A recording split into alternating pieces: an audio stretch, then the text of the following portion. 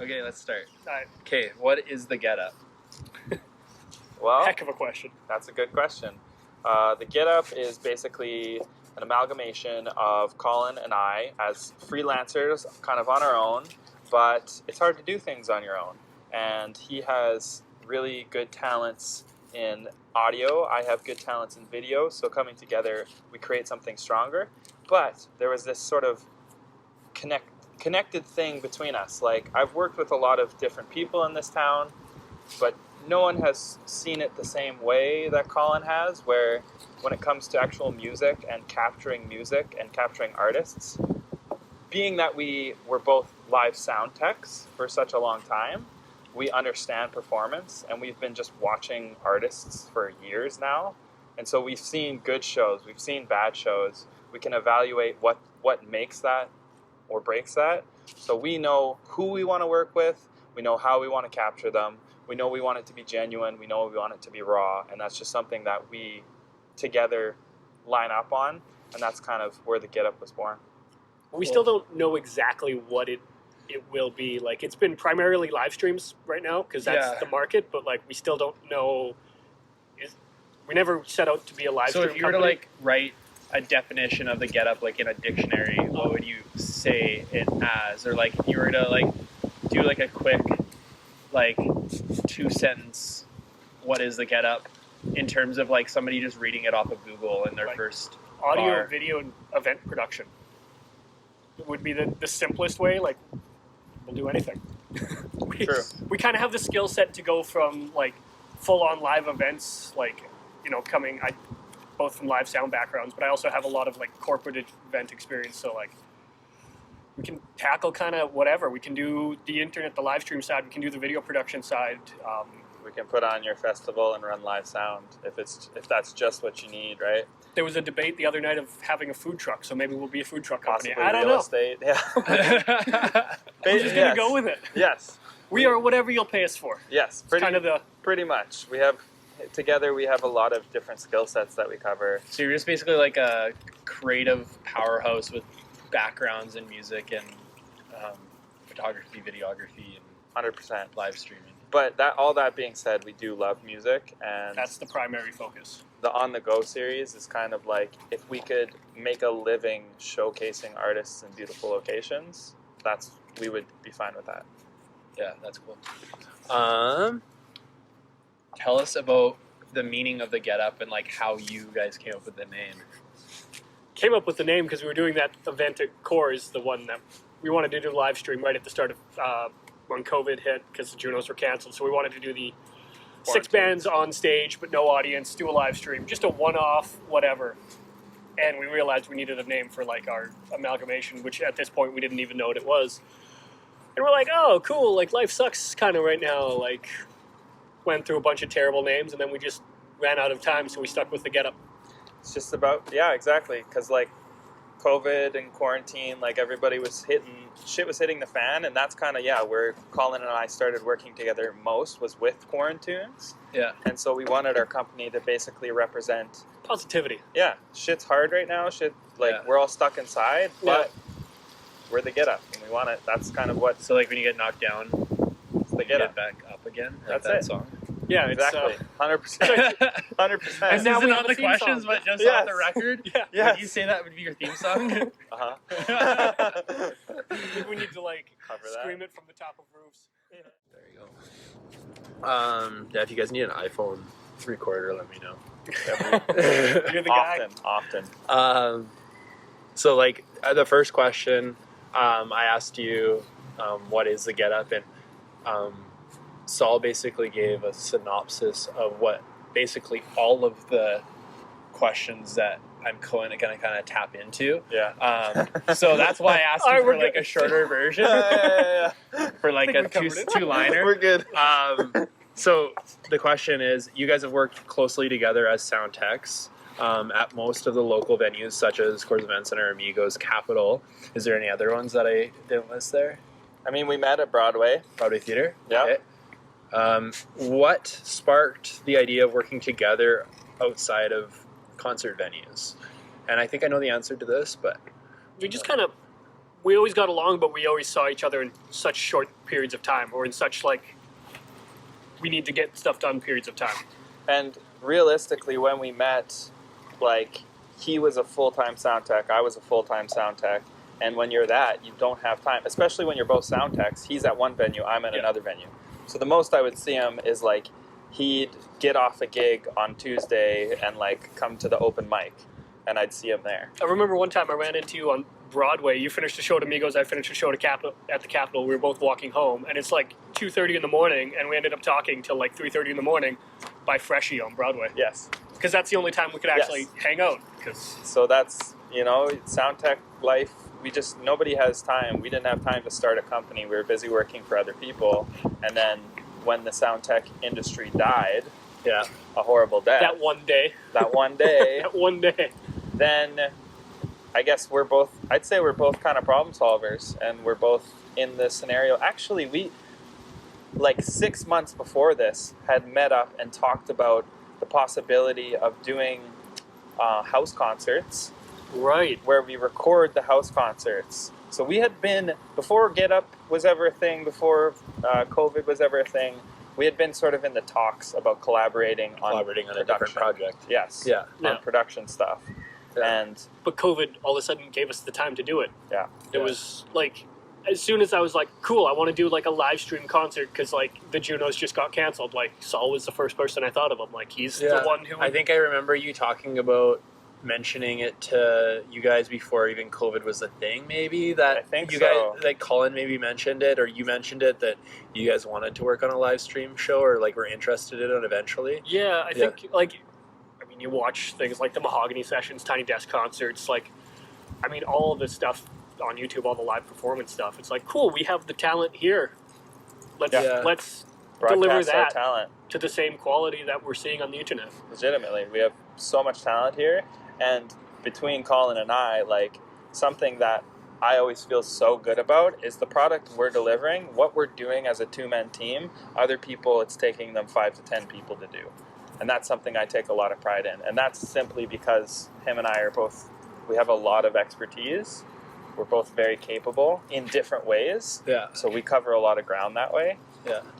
So you guys basically would say that you guys saw your extracurricular talents in the same field, that you guys both could provide that, like a bigger team of, like, say this person's a videographer, this person's a photographer, this person's a sound tech, this person's this. Yeah. You guys kind of have that all together. Cool.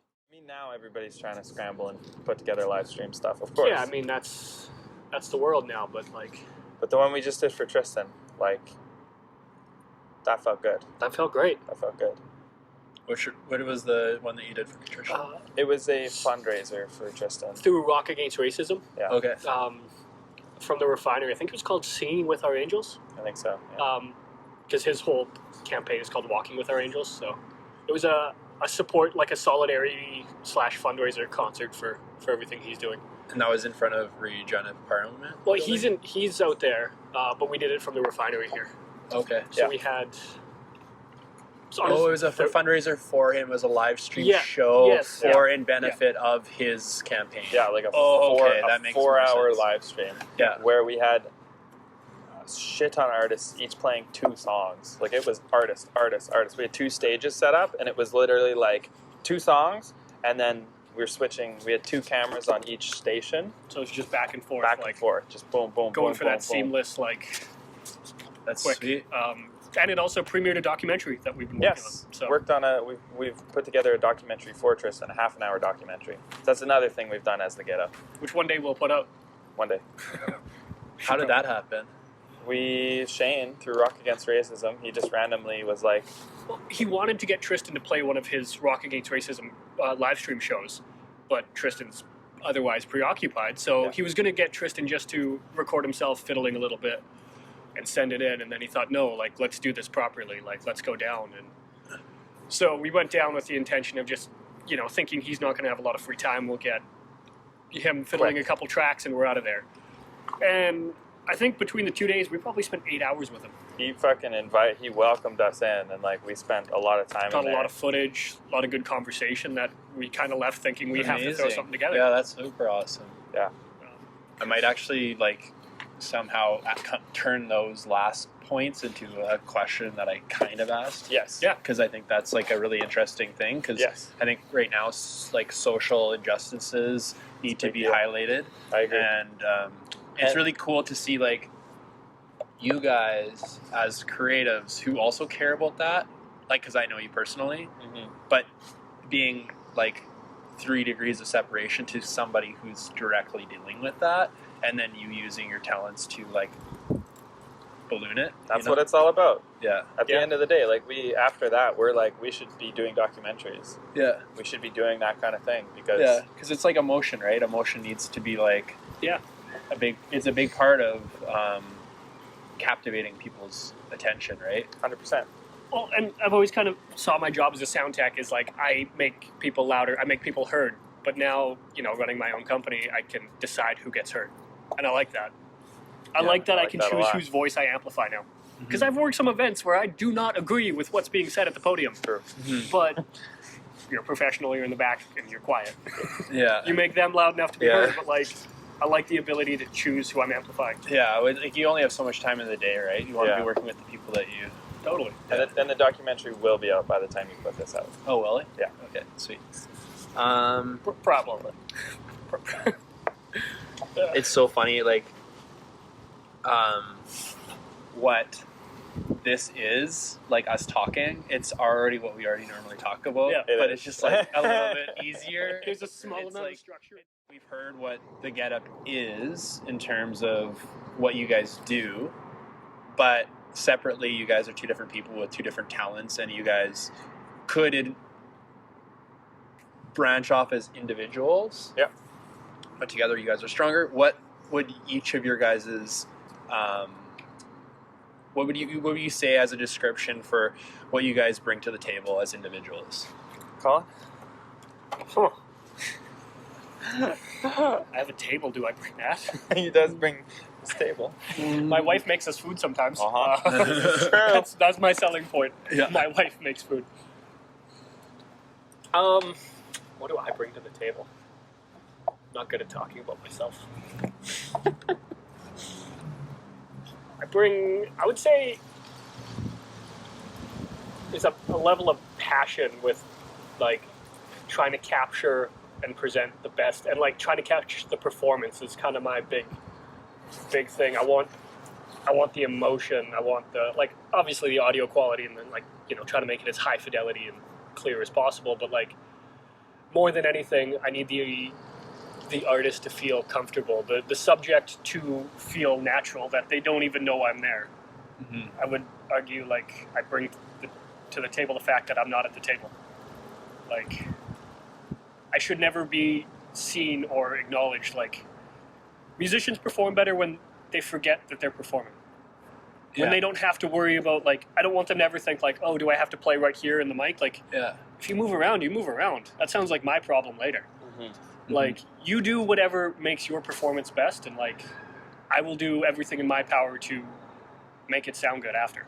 It's kind of not like to add to this, but what I've noticed from working with you is that you do exactly that, but you specialize in a lot of behind the scenes work. So you're really, really technical. So I guess like what you just said is like the emotion behind that, Yeah. essentially. Yeah. Would that be? Yeah. Like, I guess the best way is I try to do everything I can, and I have the knowledge and capability of, to make sure that the artist can just focus on being the artist. Yeah. Like, it's the support role is what I try to focus on. Like, because, if I'm recording Saul, I don't want Saul to ever have to think about anything recording-wise, because that's not what he's paying me for. Yeah. He's there to just record, to perform. So Yeah. You let the work kind of speak for itself, and exactly. you're kind of there for Yeah. emotional out. I'll Now- take care of any problems that come to the table. But Now, I'll add to that and just say that Colin is extremely, like you said, technical in terms of like understanding gear from the ground out. So, in terms of like, I had a cable one time that was too short, and I know I can just like hand it off to Colin, and he's gonna in time for the gig, make sure the cable's long enough, right? So if any of our shit breaks, he's going to be able to fix it. He's going to be able to customize it. And then on top of that, if there's something that he ever runs into that he doesn't know, he instantly dives into it. He's a researcher, and he'll instantly figure out what he needs to figure out, right? Cool. And so, like, even recently we have a live stream coming up, and they have to, they want to use a phone, to like the office phone, to get call-ins and stuff. And when Michelle asks me, like, hey, is there a way to figure out how to get the audio in and stuff, I can confidently in that moment be like, for sure, I know we can figure it out. And then I just hand that off to Colin, because I know that he's going to be able to do the research and figure that out. Sweet. So that's like definitely a handy thing. How do you do that? There's a few different. I haven't found a software option yet, and I'm sure there is. But there's basically a phone interface where the phone audio runs through, and it splits it off to an input and an output. So you can basically have a mic going in, which would then substitute the receiver of the classic plugged-in phone. Oh. And then the output, you could go to a speaker. On cell phones, though, there's apps that can record your calls. Yeah. Oh. So there is software solutions. I have to find those. I've used the hardware, but That's cool. hardware is always more expensive. Yeah. So there's just areas that he covers that, if my car breaks down, he's going to help me fix it, right? Not your car. It's done. It's done. Let it It's go. garbage. It's trash. Somebody else's car? Sure. Yours, Yeah. yours needs to Fair. die. Yeah. He can build you a bike though. Yes. Perfect. With nice tires for the winter. and then his wife drinks snacks. Yeah. Which never hurts. No. So what do you bring to the table? Nothing. Yeah. So what are you gonna bring? What am I going to bring? Yeah. Well, again, to go back to, I would say both of us, we have work ethic in common. I have a hard time often working with people. There's a lot of people I won't work with just simply because I bring a lot of focus and energy to everything I do.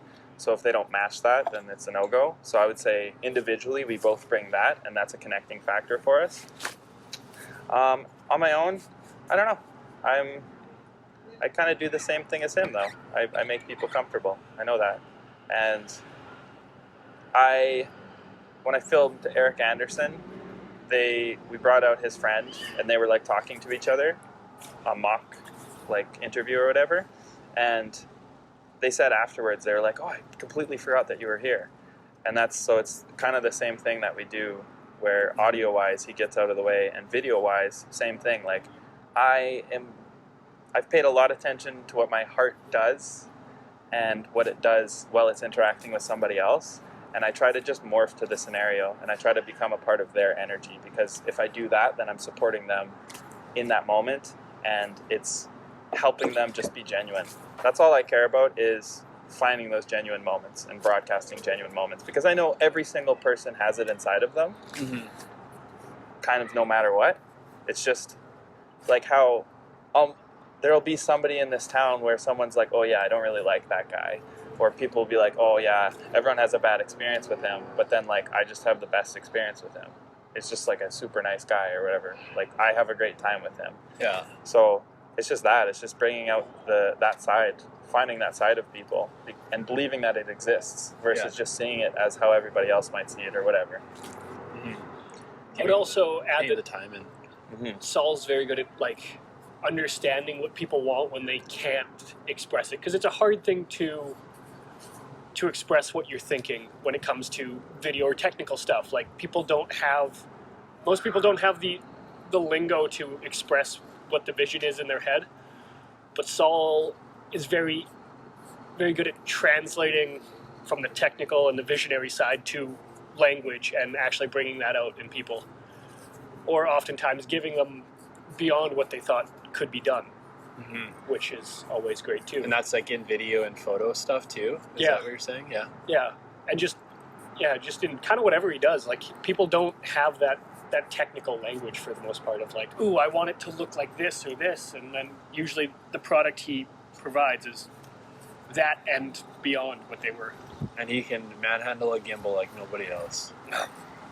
That's true. We've been doing lots of shit, Yep. and it's been heavy. Do you feel that working closely with other talented people through the Get Up helps inspire your own music career? hell yeah, that's the reason I do it. Yeah. Yeah. That's the reason I became a sound tech, is because I want to be the best absolute musician I can. Like one day I want to be on that level where you're playing with other session musicians, and I think a huge way to do that is to observe. And like even one thing, as a drummer, I've improved ridiculously without really practicing that much, just like observing musicians and stuff. And this is just a continuation of it. It's almost more so now because I love the live sound. That was great. But now what happens is we go and we do an event, but when you're there, you kind of black out, right? You just go into work mode. But then you get this time afterwards to go home and review. You get to sit there and watch it again. And you get to learn even more because you kind of get to reflect on your performance, on their performance, break it apart, think about it, and totally. Yeah. Colin? So say the question again, just so I know the actual. Well, like for you, you're a musician. Yep. Do you find that you're either working more on music now, or it's inspiring you because of the talented people that you work with? Like, say, like for Quarantunes, you had opportunities with Saul to do those collaborations. Mm-hmm. Like, do you find that like working with talented musicians has helped inspire you on your own music? 100%. Like it makes me. There's so many shows I remember doing sound for, and like you're finishing like a 12-hour day and you're tired, but all you want to do is go home and play music because like that show was incredible. Those people on stage were incredible, and like they did things that you can only hope to do a third of. Mm-hmm. If I could be a third of what they were on stage, I'd be happy. So you want to just go home and play music, and like the more you spend time around creative people, the more creative you get. Like you push each other, and like you introduce each other to new ideas without noticing it, and I wouldn't be nearly like I think I'm an okay musician, but like I wouldn't be a quarter of what I am now if it hadn't been spending time around this. Like prior to getting into this job, like I did auto body. I saw the same 12 people every day for 6 years. And I didn't go to shows because I had to be at work at 8 a.m. every day. Like I wasn't involved in that community at all. And I'd play a little bit of guitar at home, and then once I made that switch, like that's all I do. Nice. Like it was weird last summer when I was working, 70, 80, 90 hours a week for 5 weeks straight with no days off really, and like what was that? Just between festivals and everything else, like just everything hit last summer hard. But the times I'd find myself at home, I'd have a guitar in my lap. Like I'm tired, and like, it's a guitar in my lap because you're like, cool, I can finally practice, and then you fall asleep. Yeah, and I feel like, sorry, I'm just adding to this, but just adding to the conversation. I feel like a lot of people have distractions in their own life that will distract them from doing the things that they want to do. And so when you work in a field where you get to be distracted by what you're interested in, you're more than likely going to go home and like be like, hey, I looked at this person do what I want to do all day, and I kind of want to like maybe put more time and energy into it. I'd say we're very lucky, Colin and I. The coolest job in the world. We've been lucky, and then we're continuing to be lucky, and we're even more lucky now because when concerts ended and everybody else is sitting at home, we were recording musicians, and we got personal concerts the whole time. I'm pretty sure we were some of the first people in the province to hear a live band again. Yeah. Mm-hmm. Like just because of the things we were doing, which was really cool. Yeah, that's awesome. And like you kind of just get to spend time with people that like prior you only kind of hoped you might be able to spend time with. You like people you looked up to, people you'd see on stage, and you're like, oh my goodness, like they're so talented, they do all these cool things, and like now you're just friends with these people without realizing it. Like it's a good group of friends to have. It is. Yeah, that's awesome. What's your most memorable experience as a sound tech? Could be like a show, could be just like a random moment, like opportunity or person you've met, but most memorable experience. And has any of those experiences helped elevate your production methods? Weirdly enough, all my memorable experiences are when things went really wrong, when things were Kinda bad. same, like, yeah. But that's like problem solving though. Like when bad Yeah. things happen, you somehow fix them. but for not good reasons at all. I hated every second of that show. Like, that was a show I walked away from wanting to quit the industry. Like, just a bad night. Yeah, I'll say exactly that, which is like what you learn from being a sound tech and for many years and weeks in a row is you really learn what doesn't work. Yeah. You see the one out of 20 that is actually captivating. Literally, I'd say there's a 5 to 10% of what I went and did sound for that actually moved me. The rest, that was just people maybe doing it for the wrong reasons. And so when you see it, I think we both, like, and a good example is Leaf Volpek at Broadway during Winterruption. We were both at that show, and it's just like, when you see somebody put their fucking heart and soul into it, you leave and you walk away and you remember it. Like, this is it. This is what we're chasing. And yeah, you bring that into your performance. We bring that into what we do in the Get Up because we want to present these artists. We know these artists are capable of giving their heart and their fucking soul in that way. It's just how do you coax that out of them? Mm-hmm. That's all. Yeah. Wake them up at So 5 it's a.m. like it's like turn off the production methods because you guys already know how to do it. You just got to like add that to like making people feel comfortable enough that they perform. Like Exactly. Yeah. It's really a customer service thing. It's Yeah. really, That's all doing sound or really video is your customer service. Like, I remember when I was being taught sound stuff, the weird thing that stood out to me is, like, as a sound tech, you are there to just complement what's already happening. You're not there to do anything else other than complement. If the drums are loud enough acoustically, don't like the drums. Like, if they're already too loud, like, blend in everything else that it sounds good together. It's never about you as a sound tech. You're playing an important role, but like, you're in the background. You're there to serve them. Yeah. You're trying to make these musicians sound as good as they can. Yeah.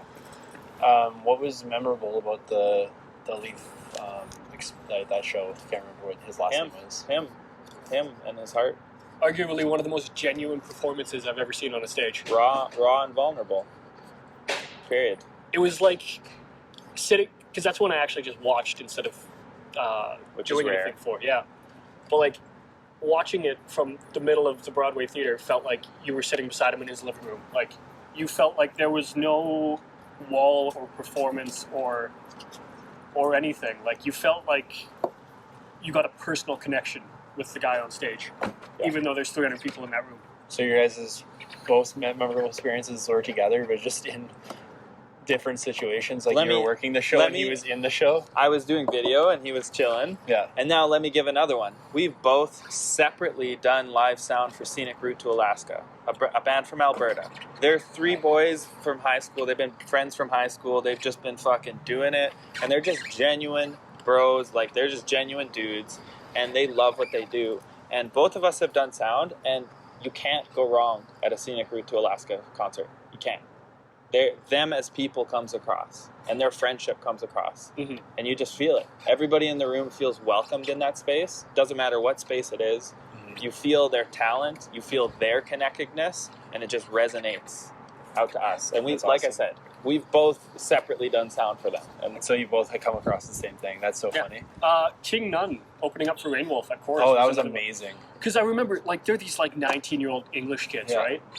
And I was doing monitors for that show, and, like, it's kind of a weird thing that, like, doing sound, you know you've done it right if the band's performing really good and the crowd's into it. Yeah. Then you know you've done your job. But, like, I remember sitting side stage and watching these guys, and they were so in it. And, like, they came up after, and they were really happy with everything. And, like, those are the memorable things, is when you see what you've done allows the musicians to go to a level, like their highest level of performance. So Yeah. let me boil something down then, because basically what seems to be a reoccurring thing is just like the times that we remember are not because they're fucking super talented, it's because they were nice people. Yeah. They were really talented and they were actually just Nice, real genuine, people. compassionate people. because we're just sound techs, right? Yeah. When a touring band comes through, we're just another fucking house tech, right? So if they want, they can treat us like shit. They can treat us like we're nothing if they want. So when they're And that's happened. Exactly, it has happened. Plenty of times. When they're genuinely just nice to those, that's when you know. You're like, you had no reason to treat me nice. Mm-hmm. It is not in your contract. You have no reason. So you're just a genuine person. Yeah, that's kind of. I mean, the other memorable experience I had that was like a really negative one was. I mean, it was negative at the time, but it was good. I was maybe 3 months into doing sound. I decided to go help Trent for a Jazz Fest show at the Capitol because I wanted to get in for free. That was my whole goal. So I'm like, yeah, Trent, if you need a hand, It's like I'll Ghost help Note. out. That was Ghost Note. Oh my god. So, yeah, if Ghost Note is like World class. 4 out of 7 guys played in Prince's band. Well, yeah. That's the only way to get into sound. And basically, if you do sound for a living, it means you made it through the first year, which is like, it means that you are a hard-headed person and you can take shit. Yeah. Because you got to just like let criticism roll off your back and like sort through what is just their ego and what is actually good advice. Yeah. So we will always make shit happen. Yeah, go ahead. Next. Yeah. What is an upcoming project that you guys are both most looking forward to? Continuing our On The Go series, because we've kind of had to focus on Shane stuff, and that's been fun. So basically, yeah, just continuing to do our thing that's not like paid by anybody, and seeing if we can kind of get that off the ground, and working with bands like Funk Joint. Yeah, Like- I think there's a level of the On The Go series that's coming where, because obviously with winter, outside recording is just, it's Saskatchewan. Nobody wants to play guitar in minus 40, it sucks. Our batteries won't even last at minus 40, you won't get through a song. So I think there's going to be a push to inside, and I think it's going to make us push to bands. So it might be a different series, same idea, but I think we're going to go bands and we're going to go indoors. Yeah. Because when you're doing the part of the mobile thing is exceptionally like limited, broken down, everything. It is. But If we can find unique locations, we would love that. So that's part of it, is like putting a call out to Saskatoon and being like, hey, It's if a you cool spot. what's Yeah. a cool spot, if you're willing to offer up your house, if you're willing, like, maybe do a business sponsorship thing. If businesses want to get involved, like we Yeah. can make some cool partnerships, and like you get exposure and stuff in the video. And whoever wants to support the music industry, because that's at the heart of what we're doing. We recognize the talent in this town, and we think the talent in this town deserves more. Yeah. And that's, to be completely honest, the heart of our company is we want to make the expectation higher on musicians here, because we know they're capable of more, but there's not much pressure being put on them. So we actually want to create more of an industry here. We want to put that pressure on them. We want to make them fucking shine and perform. Yeah, And- it's like a small city like this, and everybody supporting each other. When other people start doing good, kind of everybody that is doing good kind of all gets Exactly. elevated at the same time. Exactly. And to get rid of that idea that like, oh, to make it as a musician from Saskatoon, you have to move away from Saskatoon. Like in the 60s, Muscle Shoals, Alabama had all of the hit records coming out in soul and R&B. And that's a coal mining town of 10,000 people. It had no right ever, like the Stones recorded there, Aretha Franklin got her start there. Like, if you name it, they were there. It's a town that didn't deserve it at all. But people came to it because there was something good happening in that town. Exactly. And that's what Build it. Saskatoon has, the talent. We just got to show it to the world. Mm-hmm. I want to start importing to Saskatoon instead of exporting. Yeah, that's awesome. Make this the hub. Sweet. What is your favorite part about working with other musicians? It's, to me, it's like in high school I had such a good community of just like, you get to see people. You don't have to be best friends with them, but you get to see them. You have great conversations. You learn, like he was saying. You say some random thing. You get inspired. You move on. I love that. I love that about this town. We have community, so that's probably my favorite part, is just the community side of it, where like not only is there an exceptional amount of talented musicians, but all of them are so nice. It's like a weird amount of nice people. Yeah.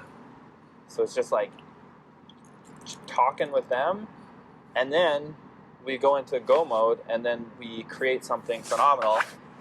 Now, another favorite part is like blowing their expectations out of the water. Like when they get to see the product, when they get to see it and hear it, that combination.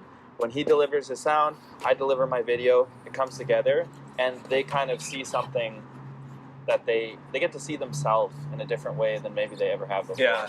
It's almost like too when you get a compliment about somebody compliment from somebody that you admire. Yeah. It's because of their talents. It's like really, really cool. It's a cool feeling. It is. And like it's the hope that it's like when somebody takes a really good picture of you and you look at yourself and you're like, oh, whoa, like, okay, I kind of look good. Like, yeah, you hope that with the video and the audio they're getting, they don't just see themselves as like, oh, I'm a Saskatoon musician. Like I kind of want to get rid of that whole like, yeah, it's good for Saskatoon. No, it's good. Yeah. You sound good. Your songs are good. Your production is good. Like maybe they see themselves as a professional now. They see this video and they're like, oh, wow, I can see myself in that light. Yeah. Because that's how other people are seeing them. So, like, just look at yourself we're seeing through them. Saul's lens. How hard is that? Yeah. Does everybody not have Saul's lens? Come on. It's expensive. The OTG sessions provide a unique setting for fans to experience. What hurdles have you jumped over to make them happen? Location scouting is always fun. Yeah. And every time we find a cool location, the weather does not cooperate. It seems like wind has always been a real challenge. A couple sunrise sessions under our belt, so those are they're time sensitive, and that's kind of the biggest hurdle. Like working with the artist to make sure like we have this tiny window. Yeah. We have to hit it. I know it's morning. I know you're tired. Yeah. Come on. Yeah. Yeah, that's always a weird challenge. People showing up on time. That actually hasn't been an issue. No. The people have been wanting to do it, so they're there and they're on time. That's great. But like, we did the sunrise one we did the other day. Like, you had 4 minutes where that sun was exactly where you wanted it for the video. Yeah. Like, you couldn't have things go wrong. You couldn't miss a chord. Like, yeah, and we've been again kind of surprised. Like musicians are pretty insecure for the most part, so they'll like play a take and we'll be like, wow, that was phenomenal, and they'll be like, no, worst take ever, I got to do another one, and you're like, but no, you know, like they perfectionism. Yeah. That's probably our biggest enemy as this company. Yeah. Is perfectionism. like that. Yeah, actually, the hardest part of the On The Go series is perfectionism. Yeah. 'Cause, I like- remember. Sorry to interrupt, but I remember your guys' filming of Monica, and it was like super windy that day. Yeah. Like having to do it at that apartment or Yeah. condo. Yeah, that was we had one take that was ruined because a Harley drove by 3 blocks away, and it overpowered her vocal. Yeah. Oh yeah, and Yeah. you We guys just are in had the to- balcony. Yeah. We just had to stop. Like, Yeah. that, I guess, yeah. The environment is another huge factor in the On The Go because you plan out a time Yeah. and you have a theory, but like 1,000 different things can. Because interrupt it. a perfect case scenario doesn't happen a lot of the No. times. We went with Monica. We went down to this little slough area, and we got all set up. We were excited, and then like I got a quick phone call, and I'm like on the phone call, and I turn around, and they're like packing up, and they're like, "There's a cop there," and they're like, "Yeah, apparently we can't be be here." down here. Yeah. So like there was no signs that said we couldn't, but apparently so. Yeah. It's definitely all those things, but all those things being said, what I'll say is I think we've been like weirdly supported by whatever intuitive forces are out there. Every time we go to do one of these, it always pretty much works out the way I think it should. Well, even the sunrise session the other day, there was the second song was during less peak light, like the sun was up a little more, but it was behind clouds. And in the song, there's a line about sunlight. And for that verse, the sun shone on their faces. Only for that verse. And then it went away again. That is so weird. You know what I'm saying? Yeah. You know what I'm saying? That's some weird You shit, know what I'm man. saying? Yeah. But then it's the Timing. thing that you're also telling the artist, like, that was the take. Like, Yeah. they're We're not like, doing oh, like, another. you We're know, not if I doing missed a another. chord or, like, I kind of said that weird or something happened, it's like, no, that was the take. Like, people aren't going to notice that, but they're going to notice, Yeah. like the sun shining on your Yeah. face and like The thing those we can't special ask to moments. happen. This is the thing too, is a large part of our job is kind of being a little bit pushy with these people and being like, if you're going to work with us, there's no such thing as perfection, because the whole point of our thing is it's very human. Very raw. Yeah. It's raw and it's human. Yeah. I want your mistake. If you hire us, it's because you trust us and you like what we've been doing. Because we're artsy about it. We have our vision. Like, Yeah. we'll work with you, obviously, but like, We're not going to correct your mistakes. you got to They- trust what we saw from our side during that performance. the amount of times that we've heard like, oh well, Colin can probably just comp that mistake out from one of the other takes. The amount of times, Yeah. and like we know all we have to be is like, yeah, for sure. And then if he just never does it, next time they listen to it, they'll never hear it. We're giving away our secrets now. But they'll never hear it. No, it's a thing you noticed in the moment because you know you didn't make that mistake when you practiced it. Quick funny story. I worked with Connor Newton on a track, a hip hop track, and he played sax over the whole thing. Okay, he does one take, fucking nails it in one take, and he's like leaving. He's like, yeah, I don't know, like you'll pick all the best parts and stuff. Like I trust you. Goes away. I don't remove anything. I like mix it so it fits better into the song. I release it the next day. He listens to it. Next time I see him, like a week later, he's like, "Yeah, I knew you'd take all, you pick all the good parts." So even him, at his level of theory and musicality, he can't even tell the difference of his own playing. So this is something that It always feels different in the moment as a musician it does. because you are convinced that you could have done better. You're putting You it might have been under able to, but, like- microscope. You also look at it a lot differently too when you walk away from it. 100%. Like a lot of times when I work on like a graphic or just art, I'll work on it and be like to the point where I'm like, fuck, I don't want to do this anymore. And then I'll leave and come back and walk. And it's basically like, I don't know if you do this, but I'll light incense Yeah. in a room. Yeah. And the room kind of feels like Stuffy. stressed and kind of like bad energy, and I'll leave my house even and I'll Yeah. come back. Yeah. And the room just is like, oh man, this room is the best. Mm-hmm. Like can I'll see look, it in a I'll new walk, light. I'll Yeah. walk into that room with the piece of art or like the computer screen, and I'm like, that's pretty good. I just need to change this. Literally. Yeah. I don't think I've ever loved a mix I've done when I've sent it back to the client when they're like, yeah, that's it, that's the one.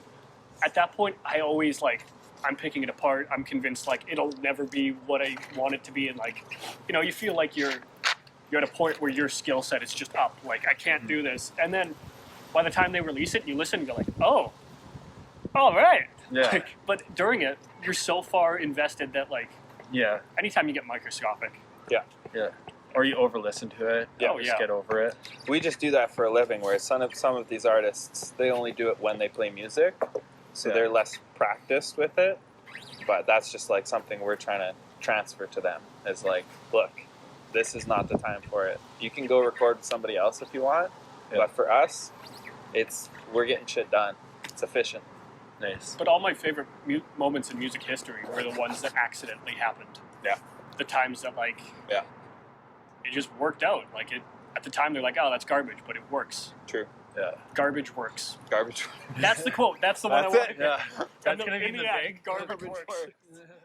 What does the future hold for the Get Up? A lot. Like we said, like seeing our sessions become a household name across the world, and therefore raising up Saskatoon as well as building a small economy within Saskatoon, because then we will have money to pay artists. So it'll be like, hey, we get revenue from this, so we're going to pay you this much, and therefore they have to bring their A game. Yeah. So that's like a small hope of it.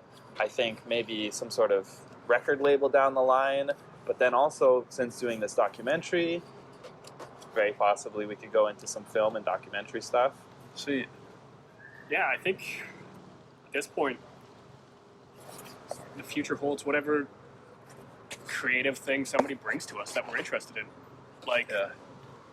if you came to us and said you wanted to shoot a TV show, we'd be like, okay. Yeah. If we like the show, we're in. Like, Yeah. Yeah. or who knows? Yeah. If you told us you wanted to open an art gallery and you needed a hand, Yeah. we'd probably be Yeah. in. Like, it's Yeah. about supporting artists. Working with people that you want to work with. Yeah. Yeah. And using the skills that we've acquired to help people we like. Yeah. I think, like, to add to whatever you guys just said, but just an outsider looking in, I think a lot of people don't know what their neighbor is capable of until they start doing it. So they may be closely working, like we've worked together for a project, and I had no idea that maybe you guys could do a documentary, but now that I've seen it, or I see you guys working on it, then and now other people will also see it too. So It's true. I think you guys have done a really good job of not really pigeonholing yourself into one category. So as you guys keep adding more to your resume, I think that'll open up more opportunities for you too. That's the thing. It's kind of a go with the flow thing. Like, we have things we'd like to do, but I mean, I'll jump on whatever project excites me. We even had a lot of fun with that live stream the other. Like at the end of that Tristan live stream, I was like, we could do this. Yeah. This could be the thing. I don't know, like, And I think it's always going to be a changing and evolving thing as trends and seasons evolve. Like, Yeah. because live streams are the big thing right now, but Yeah. once those kind of disappear back into the background, we're not going to push what people aren't watching. Yeah. Like- Totally. We'll just do what we think is enjoyable. just unique, creative ideas. Just unique, abnormal shit. Adventure. Stereotypical, what's ever trending on TikTok. I mean, Yes. That's the big quote. we're That's basically the big looking to be TikTok stars. Yeah. preferably. The Get Up. TikTok famous. Boom. Done.